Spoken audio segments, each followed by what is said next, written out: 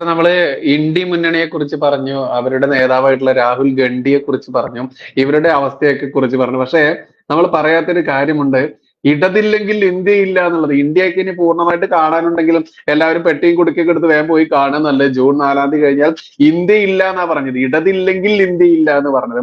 അപ്പോ ഇടത് ഉണ്ടാവുമ്പോ സോറി ഇന്ത്യ ഉണ്ടാവില്ല. എങ്ങനെയാണ് ആ ഒരു വിലയിരുത്തലൂടെ? അത് പല്ലി ഇല്ലെങ്കിൽ ഉത്തരവില്ല എന്ന് പറയുന്ന പോലെയാണ് ഇടതില്ലെങ്കിൽ ഇന്ത്യ ഇല്ല എന്ന് പറയുന്നത്. ഇടതില്ല എന്ന് ഇല്ലെങ്കിൽ എന്നവർ പറയുന്നത് ഇടതില്ലാതാകാൻ പോവുകയാണെന്ന് അവർക്ക് മനസ്സിലായി എന്നുള്ളതുകൊണ്ട്. എന്തുകൊണ്ടാണ് പിണറായി വിജയൻ ഇടയ്ക്കിടയ്ക്ക് വിദേശത്ത് പോകുന്നത്? ഞാൻ ഒറ്റ കാര്യം പറയാം. സോവിയറ്റ് യൂണിയൻ തകർന്നപ്പോൾ അവിടുത്തെ പല കമ്മ്യൂണിസ്റ്റ് നേതാക്കന്മാരും അഭയം തേടിയത് അമേരിക്കയിലും ബ്രിട്ടനിലുമാണ്. ചുരുക്കം ചിലർ ഫ്രാൻസിലും ഒക്കെ പോയത് കേട്ടു.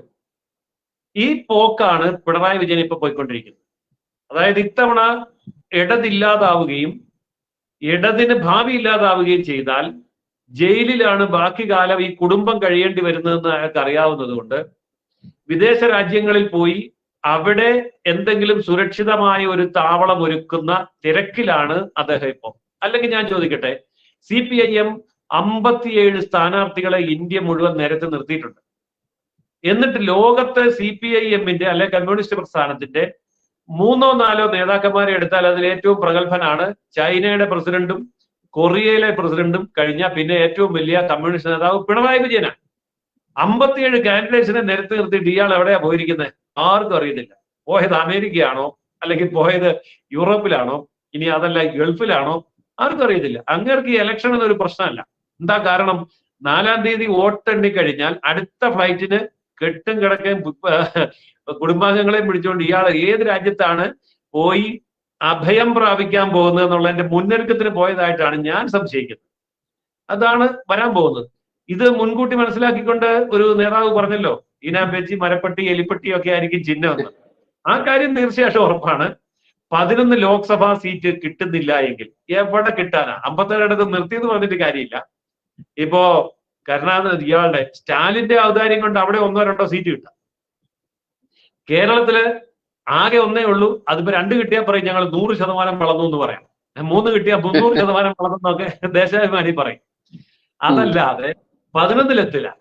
11-ലെത്താതെ വരികയും 3-4 സംസ്ഥാനങ്ങളിൽ സംസ്ഥാന പാർട്ടി പദവിക്കുള്ള വോട്ടിന്റെ പെർസെന്റേജ് ഇല്ലാതെ വരികയും ചെയ്താൽ അരിവാൾ ചുറ്റുകയില്ല. ഒരു സംശയവും ഇല്ല കാര്യത്തിൽ. ഇനിയിപ്പോ അതിനൊന്നും വിട്ടുവീഴ്ച ഉണ്ടാവില്ല. അങ്ങനെ വരുമ്പോ 2 ദേശീയ പാർട്ടികൾ CPIM, CPI അപ്രത്യക്ഷമാകും. കേരളത്തിന്റെ രാഷ്ട്രീയത്തിലും ഭാരതത്തിന്റെ രാഷ്ട്രീയത്തിലും എന്നേക്കുമായി കമ്മ്യൂണിസ്റ്റ് പ്രസ്ഥാനം തുടച്ചു നീക്കപ്പെടുന്ന ഒരു കാഴ്ച കേരളത്തിൽ ഇരുന്നു കൊണ്ട് നമുക്ക് കാണാൻ മാത്രമല്ല അനുഭവിക്കാനും കഴിയും. അതായിരിക്കും അവിടെ ഉണ്ടാവുന്ന റിസൾട്ട്. സർ, ഇവിടെ സത്യത്തില് ഇന്ത്യ മുന്നണിയിലുള്ള അണികൾക്ക് ശരിക്കും ആശങ്ക ഇല്ല എന്നുള്ളതാണ് സത്യം. കാരണം അവർക്കറിയാം ഇവിടെ സംഭവിക്കാൻ പോകുന്നത് 2 അക്കം തികച്ചാൽ ഭാഗ്യം എന്ന രീതിയിൽ ഇരിക്കുകയാണ്. ഇനി 1 അക്കത്തിൽ നിന്ന് വിട്ടു പോകുമോ എന്ന് പോലെ ആ ഒരു ഭയത്തിൽ കൂടിയാണ് അവരിയ്ക്കുന്നത്. പക്ഷെ നമ്മുടെ സത്യത്തിൽ NDAയുടെ അണികളായിട്ടുള്ള ആളുകൾ, ഒരുപാട് ആളുകൾ നമ്മളോടൊക്കെ ആശങ്ക പങ്കുവെക്കാറുണ്ട്. ഈ കേൾക്കുന്ന വാർത്ത ശരിയാണോ എന്നൊക്കെ ചോദിച്ച് നാഷണൽ വാർത്താ ചാനലുകൾ, അതുപോലെ നമ്മുടെ പ്രാദേശിക അല്ലെങ്കിൽ കേരളത്തിലുള്ള വാർത്താ ചാനലുകൾ ഇതൊക്കെ എടുത്തു തന്നുകൊണ്ട് ഇത് കണ്ടോ, നോക്കൂ മോദിജി ഇതാ ഇതോടുകൂടി പോവുകയാണോ, നമ്മുടെ ഭാരതം കൈവിട്ടു പോയോ എന്ന രീതിയിലൊക്കെ വലിയൊരു ആശങ്കയുണ്ട് നമ്മുടെ അണികൾക്ക് തന്നെ. അത്തരത്തിലുള്ള ആ ആശങ്കപ്പെടുന്ന നമ്മുടെ അണികളോട് അവസാനമായിട്ട് സാറിന് എന്താണ് പറയുന്നത്? ഒറ്റ വാക്കിൽ പറഞ്ഞാൽ പാണ്ഡവരുടെയും കൗരവരുടെയും എണ്ണം നോക്കിയിട്ട് കൗരവര് ജയിക്കുമെന്ന് പറഞ്ഞ പോലെയുള്ള അവസ്ഥയായിരിക്കും ഇവർക്ക് വരാൻ പോകുന്നത്. 11 അക്ഷൗഹിണി പട കൗരവരുടെ പക്ഷത്ത്, കൗരവര് തന്നെ 101 പേര്, പാണ്ഡവരുടെ ഭാഗത്ത് 7 അക്ഷൗഹിണി പട, അതുപോലെ ആകെപ്പാടെ 5 പേര്. ഇവരെങ്ങനെ ജയിക്കാനാ എന്ന് തോന്നുന്ന ഒരവസ്ഥ. പക്ഷെ സത്യത്തിൽ എന്താ സംഭവിച്ചതെന്ന് അറിയാമല്ലോ. അതുപോലെ തന്നെയാണ്, അതിനേക്കാൾ വ്യക്തമായിട്ടാണ് ഇവിടെ സംഭവിക്കുന്നത്. ഞാനിപ്പോ പറഞ്ഞ കണക്കുകൾ അതുകൊണ്ടാണ് വളരെ വ്യക്തമായിട്ട് ഓരോ സംസ്ഥാനം എടുത്ത് കൃത്യം ഞാൻ എണ്ണം പറഞ്ഞത് അതുകൊണ്ടാണ്. അതുകൊണ്ട് ആ കണക്കുകളിലൂടെ ഒരിക്കൽ കൂടി ഒന്ന് കടന്നു പോകാൻ ഞാൻ എല്ലാ പ്രേക്ഷകരോടും അഭ്യർത്ഥിക്കുകയാണ്. ഈ ചാനൽ വീണ്ടും കണ്ട്, ഈ പ്രോഗ്രാം വീണ്ടും കാണുമ്പോൾ ഓരോ സംസ്ഥാനത്തും കിട്ടുന്ന സീറ്റുകൾ ഞാൻ കൃത്യമായിട്ട് പറഞ്ഞിട്ടുണ്ട്. അതിന്റെ രാഷ്ട്രീയ പശ്ചാത്തലവും വ്യക്തമാക്കിയിട്ടുണ്ട്. അതിൽ നിന്ന് കൂടുതലല്ലാതെ ഒരിക്കലും കുറയാൻ പോകുന്നില്ല. അതുകൊണ്ട് ഒരു സംശയവും വേണ്ട. കൃത്യമായും ദേശീയ ജനാധിപത്യ സഖ്യം അധികാരത്തിൽ വരും. 380 മുതൽ 420 വരെ സീറ്റ് ആയിരിക്കും NDAക്ക് ലഭിക്കും. കുറഞ്ഞ 380, 370 അങ്ങനെയൊക്കെയുള്ള ഒരു സീറ്റ് ആയിരിക്കും. കൂടിയ 420 സീറ്റ് ആയിരിക്കും. ഇതിലെന്തും സംഭവിക്കാം. ഏതായാലും നല്ല ഭൂരിപക്ഷത്തോടെ, ചരിത്രത്തിൽ ഇന്ന് വരെ ജയിച്ചിട്ടില്ലാത്ത ഭൂരിപക്ഷത്തോടു കൂടി തന്നെ ആയിരിക്കും നരേന്ദ്രമോദിയുടെ മൂന്നാം ഊഴം ആരംഭിക്കുക. അതുകൊണ്ട് ഒരു ആശങ്കയും വേണ്ട, ഒരു സംശയവും വേണ്ട. കൃത്യമായ കണക്കുകൾ ഞാൻ ഇവിടെ അവതരിപ്പിച്ചിട്ടുണ്ട്, അതിന്റെ കാരണം അവതരിപ്പിച്ചിട്ടുണ്ട്. ദേശീയ ജനാധിപത്യ സഖ്യം മൂന്നാം തവണയും 4-ാം തീയതി 4 മണി ആകുമ്പോഴത്തേക്കും അധികാരമേൽക്കാവുന്ന അത്ര സുരക്ഷിതമായ ഒരു മഹാഭൂരിപക്ഷത്തിലേക്ക് വരും. അതാണ് എനിക്ക് പറയാനുള്ളത്. മാന്യ പ്രേക്ഷകരെ, നരേന്ദ്രമോദിജി, നമ്മുടെ പ്രിയപ്പെട്ട മോദിജി പറഞ്ഞൊരു കണക്കുണ്ട്. 4 വേണോ 40 വേണോ 400 വേണോ എന്നുള്ളത്. അത് യഥാർത്ഥത്തിൽ സംഭവിക്കാൻ പോകുന്നു എന്നുള്ളതാണ്. കാരണം നരേന്ദ്രമോദിജി വെറുതെ ഒന്നുകൊണ്ടും അതല്ലെങ്കിൽ കേന്ദ്ര സർക്കാർ വെറുതെ ഒന്നും പറയുന്ന ആളുകളല്ല. ഇതുവരെ നമ്മൾ കണ്ടിട്ടുള്ള ലക്ഷണങ്ങളെല്ലാം നമ്മൾ കണ്ടിട്ടുള്ളതാണ്.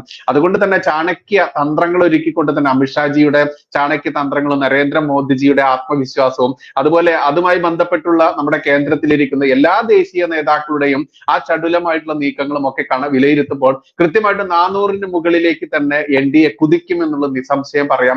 അഡ്വക്കേറ്റ് ജയസൂര്യൻ സാർ എല്ലാ സംസ്ഥാനങ്ങളിലും പോയി കൃത്യമായിട്ടും അതിന്റെ ആ അടിത്തട്ടിൽ നിന്നുള്ള കണക്കുകൾ തന്നെ ശേഖരിച്ചിട്ടുണ്ട് എന്നുള്ളതാണ് യാഥാർത്ഥ്യം. കാരണം നമ്മൾ മറ്റൊട്ടേറെ ചാനലുകളിൽ പല രീതിയിലുള്ള വിശകലനം കണ്ടിട്ടുണ്ടെങ്കിൽ പോലും അവരൊക്കെ ഇവിടെ ഇരുന്നു കൊണ്ടുള്ള പേപ്പർ വർക്ക് നടത്തിയിട്ടും അല്ലെങ്കിൽ ഫോൺ കോളുകളിലൂടെ മാത്രമാണെങ്കിലും ജയസൂര്യൻ സാർ കൃത്യമായിട്ട് ഗ്രൗണ്ട് റിപ്പോർട്ട് കളക്ട് ചെയ്തുകൊണ്ട് തന്നെയാണ് ഈ ഒരു കൃത്യമായിട്ട് 367 മിനിമം ആണ്.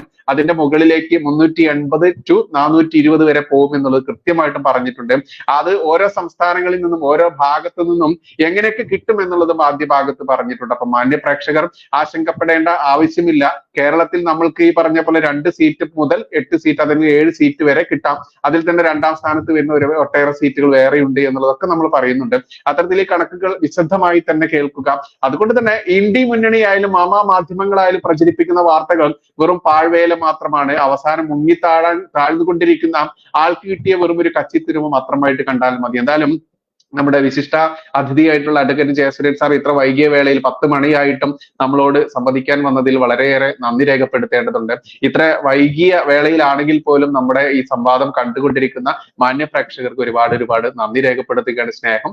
നമുക്ക് തൽക്കാലം ഈ സെഷൻ ഇവിടെ ജയസൂര്യൻ സാറിന്റെ സമ്മതത്തോടു കൂടി തന്നെ വൈൻഡ് അപ്പ് ചെയ്യാം എന്ന് പറയുന്നു. നന്ദി, നമസ്കാരം. ജയ് ഹിന്ദ്, ജയ് ശ്രീറാം.